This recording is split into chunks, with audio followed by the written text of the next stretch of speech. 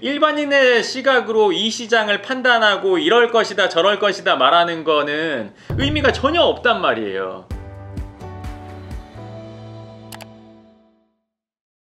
반갑습니다. 황소장입니다. 오늘 엄청 간만에 제가 와이셔츠 입었죠? 거의 티랩인데 오늘 제가 해드릴 얘기는 뭐냐면 이제 부동산 시장 전망, 제가 얼마 전에 강남 건물시장 2022년 하반기에 대해서 얘기를 했었는데 거기에도 이제 여러 가지 의견들이 있으시더라고요. 그리고 저는 부동산에 대해서 특히나 강남의 건물을 다루다 보니까 앞으로 오른다고 얘기하는 게 어떻게 보면 사람들 눈에는 당연하고 답정너 아니냐, 또 그리고 매번 그렇게 얘기했잖냐, 앞으로도 그렇게 얘기할 거 아니냐 라고 얘기하는 분들도 있어요. 근데 생각해 보세요. 2년 전에 3년 전에 전 이 얘기 비슷하게 했었단 말이에요. 근데 최근에 강남구에서 이뤄졌던 3개월 동안 건물이 매매됐던 자료를 저희가 위치별, 주소별, 그리고 금액별, 평당가, 건물 연면적당 이런 것들을 다 분석해서 자료를 만들어 놨습니다. 그래서 그 자료가 필요하신 분들, 건물을 사려고 하는 분들은 그 자료 한번 보시면 도움이 되실 거예요. 그 자료가 필요하신 분은요, 연금형 부동산 연구소 카페 공지글에 보시면 제가 그 자료를 올려놨으니까 다운받아 보시면 도움 될 것 같습니다.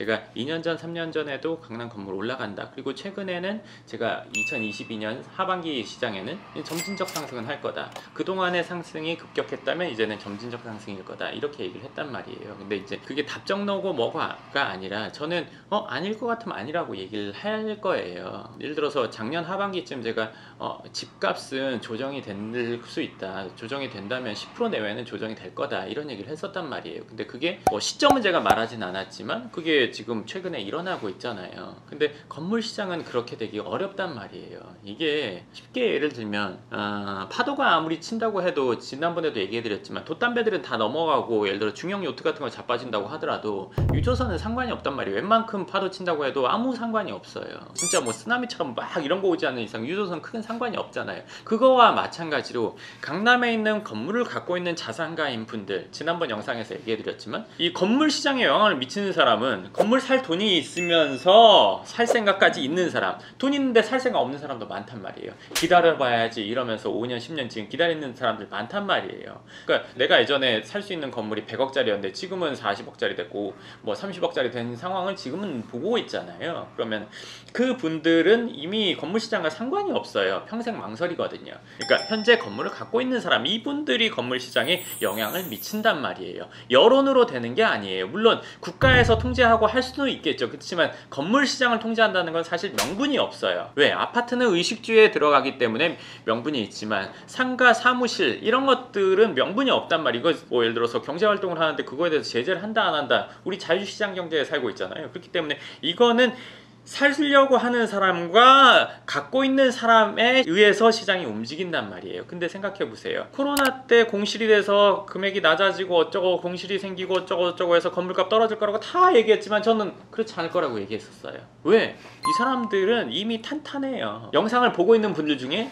건물을 살 수 있는 여력이 되는 분들, 건물을 갖고 있는 분들 외에는 돈이 있지만 망설이는 분들 내지는 자금이 없는 분들이란 말이에요. 그러니까 이분들의 의견이 여기에는 반영이 안 돼요. 아예 반영이 안 돼요. 그렇죠? 그러면 갖고 있는 분들, 10년 전에 산 분, 30년 전에 산 분, 그 전에 산 분, 5년 전에, 2년 전에, 1년 전에 산 분 다양하겠죠. 그렇죠? 지금 강남 건물을 위주로 얘기하고 있어요.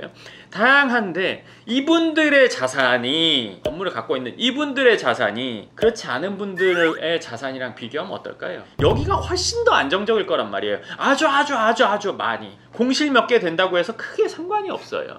코로나 전에도요, 테헤란로 이런 데는 사무실을 얻으려면 전화해보면요, 최근에 기사 나는 거 보면 요새 공실이 없어가지고 사무실이나 상가를 구하려면 건물주한테 면접을 봐야 된다, 그런 내용들이 있더라고요. 그게 요즘의 일이라고 생각하세요? 아니에요. 예전부터 그랬어요.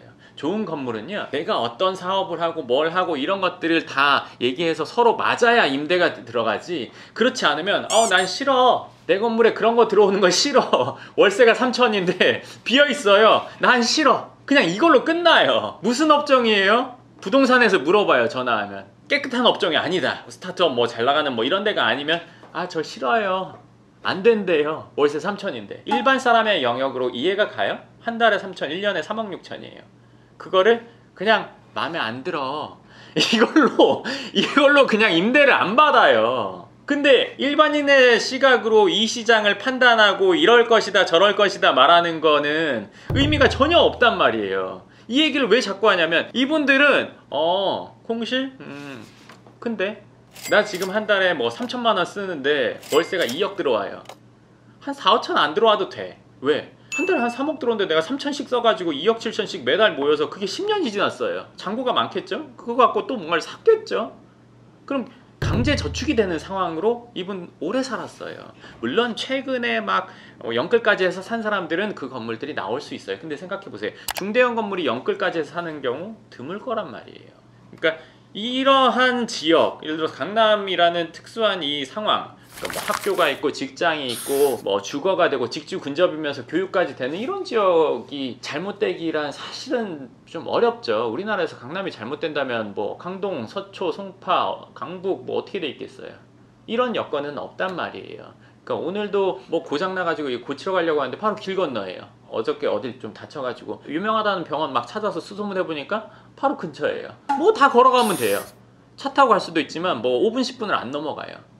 모든 게 다 이런 인프라를 갖고 있기 때문에 이 지역의 건물이 그만큼 우리나라에서 안정성이 가장 있다고 저는 판단을 하고 있거든요. 물론 그렇지만 세계적인 아주 심한 경기, 우리나라에 아주 심한 문제가 생기면 영향을 반드시 받겠죠. 근데 자 생각해 보세요. 주식을 사면 오늘 사서 2시간 뒤에 30분 뒤에 팔기도 하지만 강남 건물 갖고 있는 분들은 대부분 장기 보유예요. 장기 보유라는 거는 최소 5년 이상 갖고 있단 말이에요. 그러면 내가 가격이 이렇게 올라갔다가 이렇게 떨어졌을 때 사도 이걸 반복하기 때문에 과거의 최고점보다 현재 최저점이 늘 더 높단 말이에요. 5년 전 생각해 보세요. 지금 뭐 거의 2.5배 그 이상인데요. 그럼 5년 전에서부터 더 5년 전이라고 생각해 보세요. 2017년부터 2012년, 그럼 이때는요? 이거 한번 생각을 해보세요. 그러니까 이론적으로 뭐 다 따져가지고 아닌 것도 있고 뭐 어쩌고저쩌고 하는데 여기 있는 분들의 이야기예요. 여기 있는 분들은 그러거나 말거나 내가 득이 됐으니까 나와서 얘기하지 않단 말이에요. 그분들 부담될 거 아니에요. 누군가 아는 사람이 그분이 건물주인 걸 알면 야 너 건물 샀다며 이런 게 처음에는 축하처럼 좀 하다가 그 뒤에는 이제 막 그렇거든요. 그러니까 제가 이 얘기를 해드리는 이유는 이분들은 제 얘기를 사실 들을 필요가 크게 없어요. 이미 자산을 갖고 있고 더 큰 데로 넘어가지 않는 이상 다음 건물로 있는데 뭐 살 생각 없는 분들도 사실 들을 필요 없고 적어도 자금이 있건 없건 간에 건물을 사고자 하는 분이 제 얘기를 듣는 게 도움이 되는 거지, 그렇지 않은데 듣는 거는 뭐 그냥 아무 상관없는 얘기잖아요. 그들만의 이야기로 이제 계속 5년, 10년 뒤에도 쟤 계속 저렇게 비슷한 얘기 하고 있구나, 내지는 쟤 아직도 떠들고 있구나 이렇게 얘기하고 있지만 댓글 보면 건물을 샀다, 소장님 덕분에 이렇게 돼서 잘 되고 있다 이런 얘기 가끔 본단 말이에요. 근데 그 가끔이라는 게 그런 분들이 몇 분 있다는 거는 댓글 안 쓰시겠지만 그런 여건이 되신 분들이 저는 꽤 있다고 보거든요. 제 영상을 보고. 저는 뭐 그럼 만족합니다. 질문 있습니까? 네, 이건 개인적인 질문인데요. 집이 5억짜리인데 5억짜리를 팔고 강남권이 아니더라도 그 내가 살고 있는 지역에 한 10억에서 15억 정도 되는 작은 빌딩을 하나 사서 가는 게 미래를 위해서 더 좋은 건지, 아니면 그거는 답을 한다면 지역이 중요하고 지역에서도 위치가 중요해요. 안 되는 데에서도 좋은 건물이 있고 좋은 지역에도 안 되는 건물이 있어. 그렇기 때문에 그거는 지역과 위치에 따라서 판단을 할 수 있어. 어떤 건물을 산다고 하면 이건 안 사고 그냥 집이나, 아니면 이걸 산다고 하면 이거 당연히 팔아서 일로 가야지. 그거랑 비교 평가해야 돼. 그러니까 본인이 하려면 공부가 필요하고 아는 사람에게 물어보면 바로 답이 나오지. 강남에서 몇 다시 몇 번째 얘기를 하면 난 바로 판단해 줄 수 있어. 다른 지역 어디 건물이랑은 비교하면 이건 하는 게 맞다 틀리다. 그거는 공부를 해서 하려면 시간이 걸리고, 예를 들어서 저 같은 분에게 물어보려면 비용이 들겠죠. 네. 네, 좋습니다. 그럼 오늘 영상은 여기까지 하고 다음 영상에서 뵙겠습니다. 감사합니다.